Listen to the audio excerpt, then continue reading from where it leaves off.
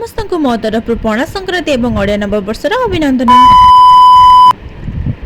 तो आज थिला छुट्टी कहीं आसला पणा संक्रांति उठू उठू लेट भी हो जाता ये पूरा खरा ही बाहर जाता।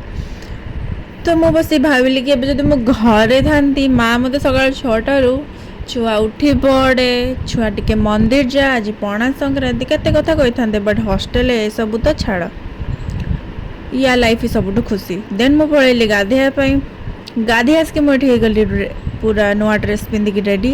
तब देखा कौन खाया है चकुली को मटर तरकारी। मोर हॉस्टेल वाला को गोटे ही अनुरोध प्लीज प्लीज किसी ओडिया ओकेजन की कौन भी है कि अलग खाइबा बनाओ यार प्लीज। तापर मो सांग ये पूजा कर देथिला।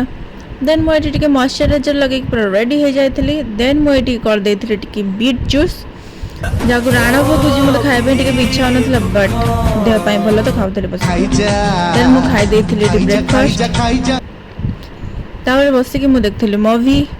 लंच रे मुझे खाई दही सालाड सहित भात आटे मूवी भी देखदेली। देन इवनिंग रे मुझे सो जाइली शोकी उठला बेलू हो जाता पूरा संध्या।